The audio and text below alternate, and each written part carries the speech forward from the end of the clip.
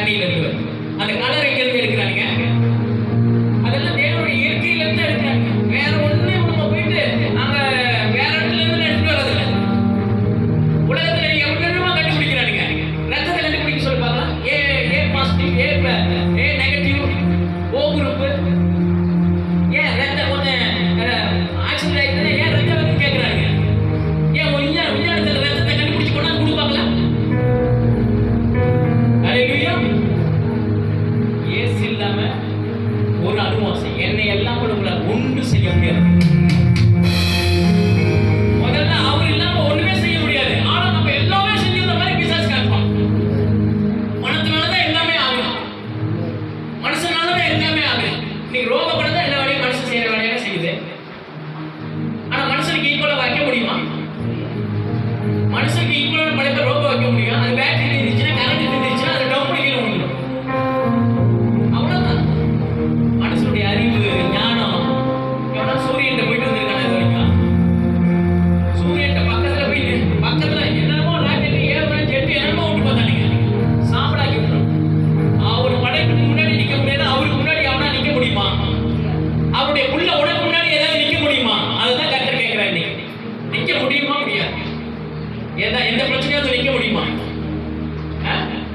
அப்ப இந்த நோயெல்லாம் துரத்தி விட்டு போங்க. போகும்போது இந்த வறுமையெல்லாம் துரத்தி விட்டு போங்க. இயேசு என்னுடைய அரணும் கோட்டை வெலனுமா கேடகமா இருக்கான். அதனால தாவீது என் இருதயத்துக்கு ஏற்றவன் ஏன் ஆண்டவர் சொன்னார் தெரியுமா? தாவீத அந்த அளவுக்கு ஆண்டவர் அப்படியே மகிமைப்படுத்திக்கிட்டே இருப்பான். நம்ம பார்க்கறதெல்லாம் படைப்பை பார்த்து ஏமாந்துக்கிட்டு இருக்கேங்க. படைச்ச மனசை பேசுறதை பார்த்து ஏமாந்துக்கிட்டு இருக்கான். அந்த மனுஷனை படைச்ச அந்த நோட்டை பார்த்து ஏமாந்துக்கிட்டு இருக்கோம். அச்சடிச்ச நோட்டை பார்த்து அதை உருவாக்குறதுக்கு அதுக்கு ஆமே அந்த மரத்தை உருவாக்குனவரா நீங்க உருவாக்குன அவரை பார்க்கறது. தேவ ஆவியினாலே எல்லாம் ஆகும். பெரிய பர்வதமே, பெரிய பிரச்சனையே ஏமாத்துறோம் அப்படிங்கிற ஆண்டவர். என் பிள்ளைக்கு முன்னாடி நீ எல்லாம் ஒரு சுத்தி மேட்டுங்கிற ஊதி விட்டுருவான். என் பிள்ளைய நான் தேவலடா அப்படிங்கிற ஆண்டவர். செல்பவருக்கு முன்பாக சம பூமி அப்படிங்கிற போட்டு குறைச்சு விட்டு போயிடுவான். அல்லேலூயா. விசுவாசிக்கிறோம், ஜெபிக்கிறோம் பிரச்சனைக்கு. அல்லேலூயா. ஆமென். அதான் சொல்ற பாருங்க. ஆமென். கர்த்தர் உன் நம்பிக்கையா உன் கால் சிக்கிக் கொள்ளாதபடி காப்பார். அல்லேலூயா. உலக நம்பிக்கை கவுத்துடும். கர்த்தர் மேல் நம்பிக்கை வச்சா நிமிர்ந்து நிற்க செய்வான், நிமிர்ந்து நடக்க பண்ணுவான். அல்லேலூயா. ஆமென். உலக கால வாரி விடும்.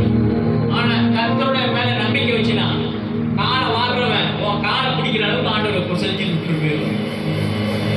உன் காலுக்கு நீங்க ஆமென் படுத்த கிடக்கிற மாதிரி பண்ணி விட்டு போயிடுவார். அல்லேலூயா. எப்படி ஒரு சாட்சி சொல்லு. மாஸ்டிங் பிரேயர் ஒருத்தர் ரொம்ப பிரச்சனை பண்ணிக்கிட்டே இருந்தாங்க. அந்த வீட்டில் தான் எல்லாம் கூட்ட போடுவாங்க, அப்படி போடுவாங்க, எல்லாமே பண்ணுவாங்க. வேலையை விட்டு காலி பண்ணணும், என்னென்னமோ பண்ணணும். இவனுக்கு இங்கே இருக்கிறதுனால இவங்க முன்னாடி இங்கே வேலை செய்யறதுனால தான் எவ்வளோ திங்ஸ் எல்லாம் வாங்குறாங்க.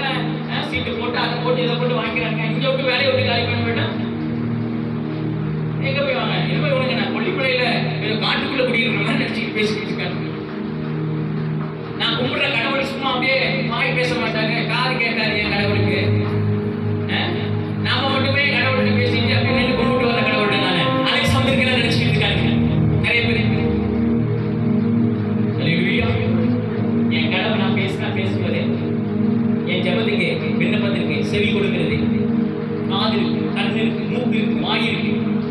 ஆமென். எல்லாமே உடைய தேவனா இருக்கு. இப்படிலாம் நினைச்சுக்காருங்க. அப்ப அலெக்ஸ் அப்படியே இங்க விட்டு துரத்திட்டா ஒண்ணுமே வாங்க முடியாதுல்ல அப்படின்னு. இப்ப என்ன தெரியுமா வச்சு அந்த ஆளு அந்த மீட்டிங் போட்டுறதுக்கு ஒரு தலைவனா இருக்காருல்ல, அந்த ஆளுக்கு வண்டியில போயிட்டு இருக்கும்போது கீழே விழுந்து ஒரு கை காலில் இழுத்துச்சு. ஆள் ஜெட்டாண்டிக்கா இருப்பாருங்க. நல்ல வாட்ட சட்டமா இருப்பாரு, இவ்வளவு உயரம். நல்ல ஜெட்டாண்டிக்கா இருப்பாரு. அந்த ஆளுக்கு எவ்வளவு சொத்து தெரியுமா? கிட்டத்தட்ட 10-12 கோடி இருக்கு. 4-5 மாடி வீடு இருக்கு. அல்லேலூயா. பெரிய ஆளு. ஆனா அவன் எல்லாம் பிளான் போட்டவனுங்க. தலைவனே காலி பண்ணி படுக்க வச்சுட்டு இருக்காரு. டீப்ல கஞ்சி தான் ஊட்டிட்டு இருக்காரு. டீப்ல வாயில்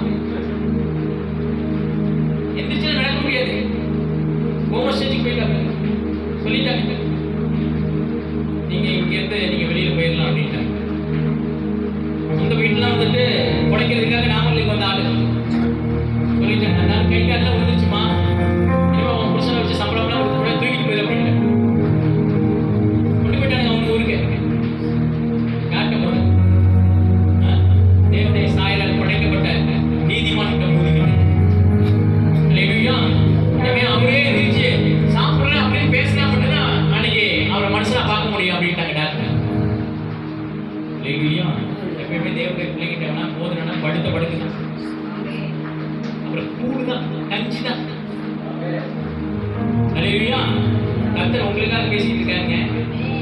என்கிட்ட பிரச்சனை பண்ணவனுக்கு அவர் சரி கட்டிட்ட நீதி செஞ்சுட்டாரு. உங்ககிட்ட இருக்கலாம் பிரச்சனை பண்ணிக்கிட்டு இருக்காங்க, அவனுக்கு என்ன கதி அவனுக்கு உங்களை பார்க்க வைப்போம். உங்க வீட்டை பிடிக்கிட்டவன், பணத்தை பிடிக்கிட்டவன், அவன் உங்க தொழில பிரச்சனை பண்ணிக்கிட்டு இருக்கவன் கூடு ஊத்த போறாங்க. அல்லேலூயா. கஞ்சிதான் வெரைட்டி வெரைட்டியா பிரியாணி, சிக்கன், மட்டன் எடுத்து வார வாரம் தின்னுட்டு தானே. அதுக்கப்புறம் என்ன செய்வாரு? டிவி போச்சுன்னா ஊத்தி விடுவாரு. ஒண்ணுக்கு 2 கிலோ கட்டல படுத்து படிக்கே தான் இருக்கும். ஒரு டீ போச்சு விட்டுருவானுங்க யூரின் போற இடத்துல.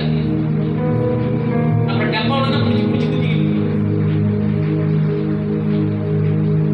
தேவனுடைய பிள்ளைகள் பண்ணி விட்டா போகணும்னா இதே கிடையாது. உங்களுக்கு தாங்க பேசிக்கிட்டு இருக்காரு, உங்களை தான் நீதிமன்ற ஆட்கள் பேசிக்கிட்டு இருக்காரு. உங்களுக்கு தான் இன்னைக்கு இந்த வசனம் அல்லேலூயா சொல்லுகிறார் பாருங்க. சிக்கிக்கொள்ளாதபடி காப்பார். அல்லேலூயா. ஆமென். ஏசாயா 42:6-7 பக்கம் வந்து 848.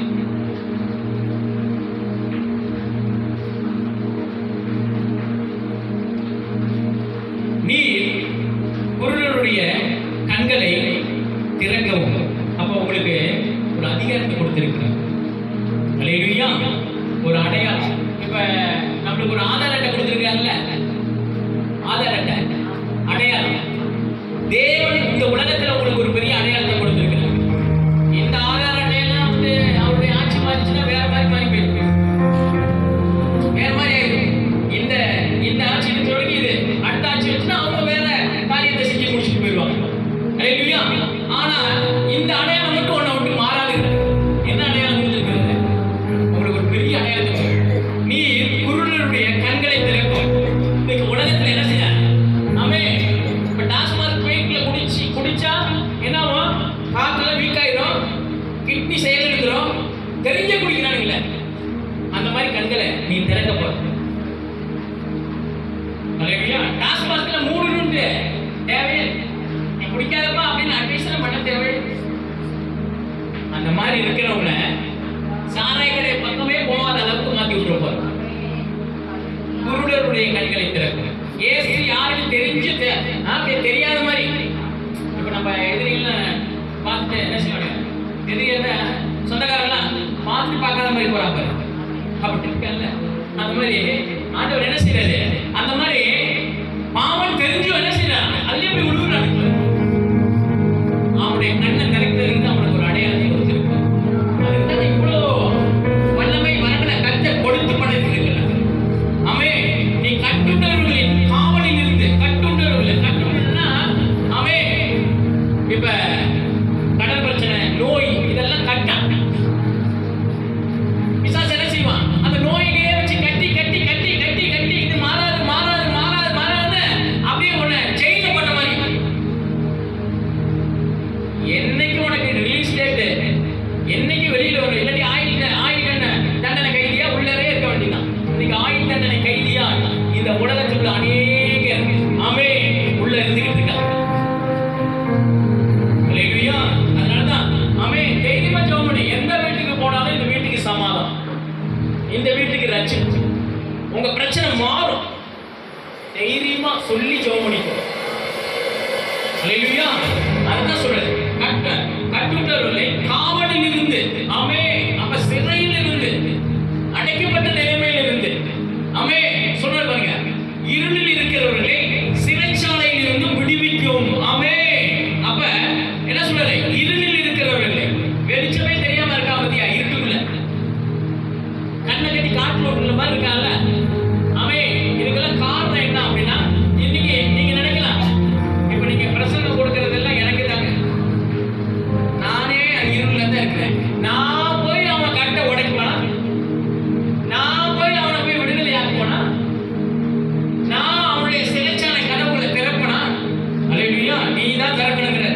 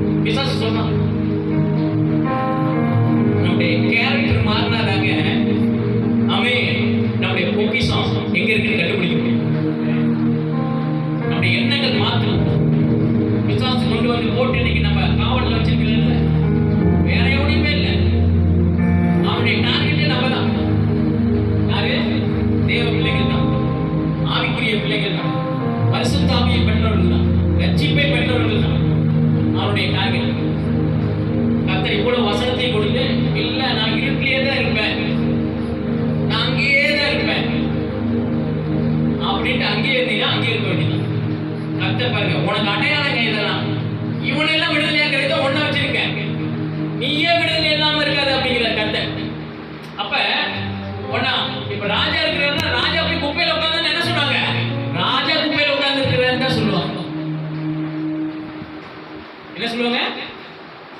ராஜா குப்பையில உட்கார்ந்து. அந்த அதிகாரம் மட்டும் மாறாது, அந்த அழைப்பும் வரங்களும் மாறாதவை. அல்லேலூயா. அப்ப தேவன் ஒரு அதிகாரத்தை கொடுத்து, ஒரு நேம கொடுத்து உன்னை இந்த உலகத்துல வச்சிருக்கிறார். ராஜா குப்பையில உட்கார்ந்தாலும் ராஜா தான். அந்த ராஜான்னு வந்து பாத்தீங்களா, அந்த கெத்தை மட்டும் ஆண்டவர் விட்டு கொடுக்கவே மாட்டார், பிசாசு விட்டு கொடுக்கவே மாட்டார். அதுதான் உன்னுடைய கெத்து.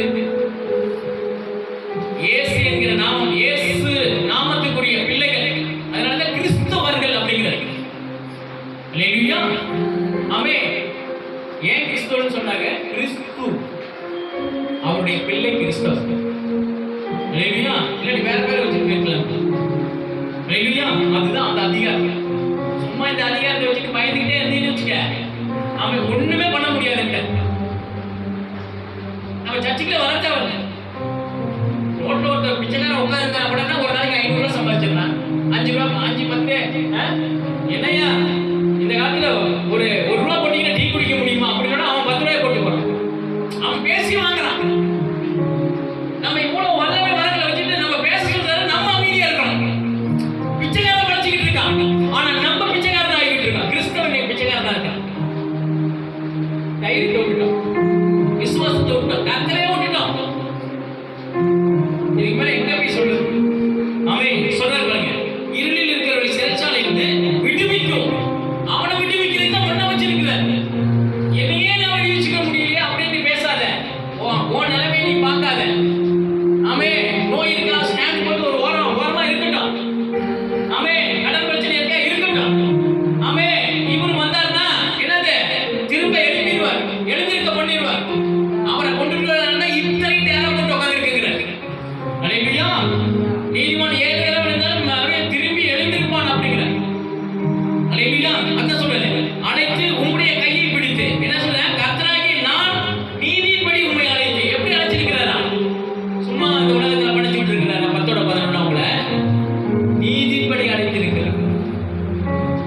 அப்ப உனக்கு நடக்கிற இத்தனை காரியங்கள் நீதி செய்யாம விட்டுருவானா அப்படிங்கிறாரு ஆண்டவர். ஆபைச்சா ஓடிட்டு இருக்கா? அப்ப உன்னை படைச்சவரு எப்படி அழைச்சிருக்கிறாரு? நீதியின்படி அழைச்சிருக்கிறார், நீதிமான அழைச்சிருக்கிறார். அல்லேலூயா. அதுதான் ஆண்டவர் சொல்றார். அமே நீதியின்படி அழைத்து, அமே உம்மை அழைத்து உம்முடைய கையை பிடித்து.